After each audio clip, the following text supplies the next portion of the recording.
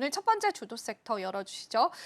오늘은 반도체와 전선 그리고 전력 설비 쪽 이야기 나눠보겠습니다.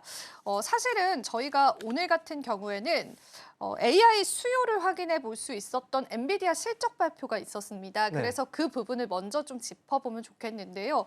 실적 발표 어떻게 또 잘 나왔을까요? 네.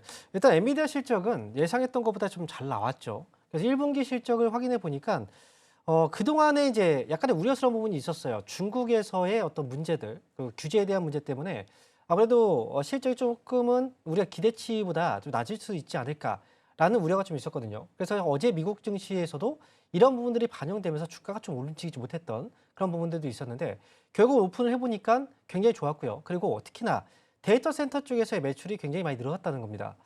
미국 이제 엔비디아의 그 실적에서 이 매출에서 차지하는 데이터 센터의 비중은요, 88%가 돼요. 거의 대부분이 데이터 센터 쪽에서 나온다라고 보시면 되고요.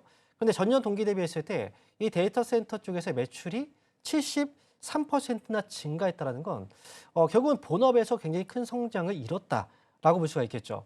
그래서 예상보다는 중국에서의 H20에 대한 이 타격이 크지 않았다라고 지금 이야기가 나오고 있는 거고요. 그리고 시간 외에서도 역시 우리가 흐름을 좀 볼 때 실적이 발표하고 나서 미국장에서 반영이 안 됐어요. 이걸 반영이 될 수 있는 먼저 볼 수 있는 게 바로 시간입니다.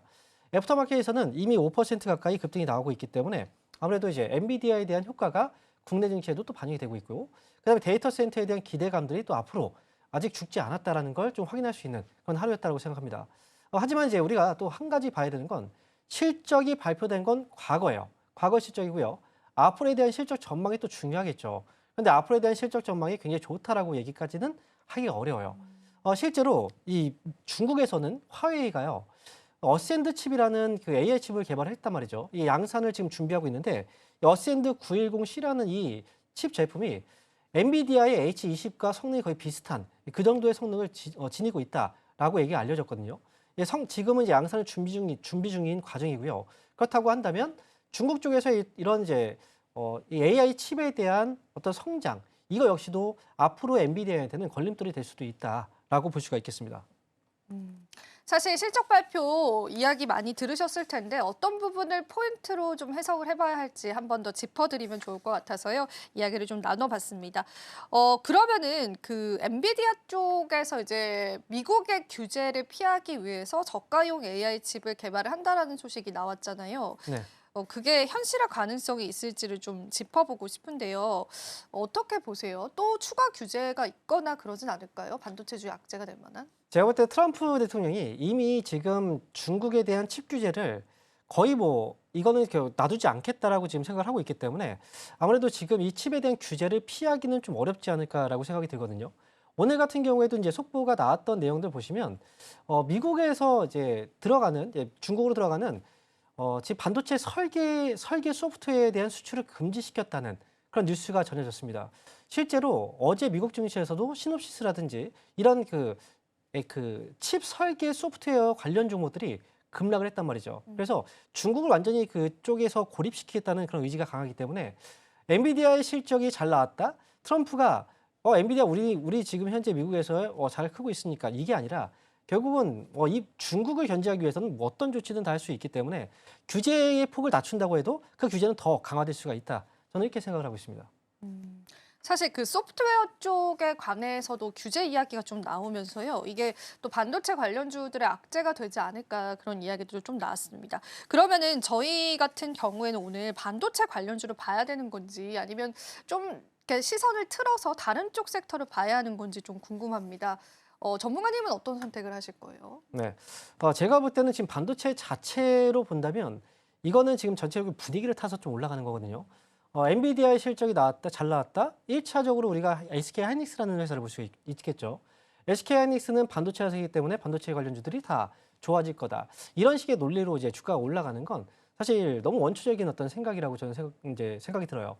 그런데 우리가 지금 엔비디아 쪽에서의 실적이 좋아진 부분에서 데이터 센터 쪽에서의 실적이 되게 좋았다라는 걸 우리는 확인했잖아요. 그렇다면 반도체 쪽에서도 데이터 센터와 관련된 그런 반도체도 분명히 좀 있거든요.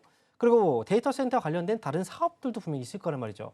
예를 들어서 오늘 같은 경우에는 전력 쪽에 대한 관련 종목들이 또 올라갑니다. 바로 이제 우리가 원전 관련주도 이 시간대에 많이 얘기했잖아요. 데이터 센터를 운영하기 위해서는 대규모 전력이 필요하고 이 전력을 충당시키기 위해서는 결국 원전이 필요하다라는 의미에서 데이터 센터와 관련된 종목들이 움직이고 있는 거예요. 그래서 전력 쪽도 역시 중요하고요.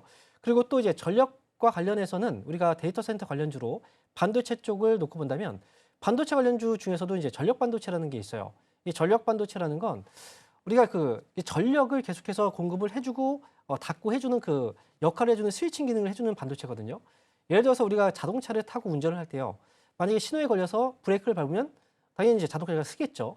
하지만 예전에는 자동차만 쓰고 그냥 시동을 계속 그대로 멈추지 않는 상태였는데 요즘 같은 경우에는 브레이크를 밟으면 시동이 꺼집니다.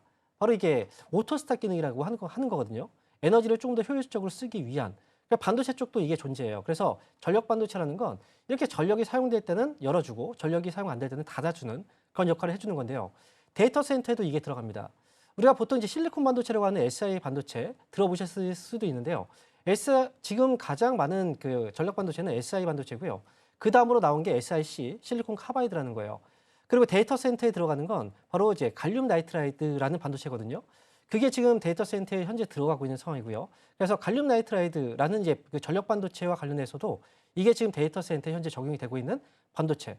그리고 전력을 많이 생산하고 이제 전력을 계속해서 공급해 주다 보면 또 열이 많이 가해지겠죠.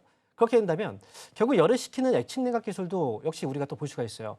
데이터 센터 관련돼서는 이렇게 이제 열을 식히는 액침 냉각 쪽에서도 역시 관련 종목들이 또 있기 때문에 여러 가지 다양하게 데이터 센터와 관련된 종목들을 우리는 투자의 그 관점에서 보시는 것도 하나의 방법이다라고 말씀드리겠습니다. 사실 이번 실적 발표에서도 데이터 센터 관련한 그런 수치 자체도 굉장히 좋게 나왔습니다. 그러다 보니까 이제 데이터 센터 전력 관련주들을 바라보자라는 그런 또 시선들 함께 해주셨는데요. 그러면은 사실 이제 저희가 반도체 주에 관해서만 한 번 더 짚어보자면은 그 삼성전자 쪽에 관해서는 또 그렇게까지 상승은 하지 않잖아요. 그래서 엔비디아 실적 발표에 영향을 받아간다라고 해서 반도체 모든 종목이 상승하는 것 같지는 않은데요. 반도체주 전략을 좀 짧게 한 번 더 짚어주실 수 있을까요? 네. 일단 삼성전자 쪽은 아무래도 H20이라는 엔비디아 쪽에 납품을 예전에 이력이 있긴 해요. 근데 저사양 칩이었거든요. 과거 작년도까지만 해도 H20 칩에 삼성에서 HBM 반도체를 공급한다는 뉴스가 있었는데요. 올해 같은 경우에 아마 공급을 안 하는 걸로 알고 있어요. 그래서 대부분의 HBM 반도체는 지금 그 SK 하이닉스 쪽에서 지금 공급을 하고 있는 그런 과정이라고 생각하시면 되고요. 그리고 반도체 쪽에서 보면 우리가 뭐 소부장이라든지 이건 이제 소재 쪽이죠. 반도체를 만드는 그런 소재 쪽, 소재 부품 장비 쪽. 이 관련 종목들도 많이 올라가지 않을까라고 생각을 하실 수도 있는데 이 반도체 관련주들은 사실 뭐 소부장도 있지만 뭐 설계 쪽과 그다음에 뭐 생산 쪽, 그다음에 설계를 구체화하는 뭐 디자인 하우스 이런 과정들이 있거든요. 관련 종목들은 아직까지 움직이기에는 대장주가 빠져 있기 때문에 올라가기 좀 어려워요. 그래서 결국은 이제 반도체의 그 상승을 유도하기 위해서는 삼성전자가 무조건 움직여줘야 다른 종목들을 따라갈 수 있기 때문에 지금 삼성전자가 움직이지 않는 상황에서 다른 반도체에 투자를 한다라는 건 조금은 리스크가 있다. 이렇게 말씀드리겠습니다. 네. 한번 저희가 전반적으로 짚어봤고요. 그러면 전문가님이 또 이제 전력 쪽을 집중을 해보자라고 했으니까 그 이야기로 다시 돌아가서요. 어떤 기업들을 좀 눈여겨보시는지를 좀 이야기를 들어보면 좋겠습니다. 최선호 기업들 바로 한번 얘기 만나볼 수 있을까요? 네. 제가 앞에서도 뭐 전력 반도체라든지 그다음에 뭐 액침 냉각 기술 많이 얘기를 했었는데요. 아직 그 기업들의 경우에는 분명히 기술력이 좋고 하지만 거래가 그렇게 많지는 않아요. 아직까지는. 그래서 지금은 이제 아무래도 이 포괄적으로 데이터에 대한 그 전력을 담당하고 앞으로 인프라 투자에 대해서 수요가 많이 증가할 수 있고 실적이 좋아질 수 있는 그런 기업이 좀 필요하다고 생각합니다. 그래서 LS라는 기업을 저는 최선주로 말씀드릴 거고요.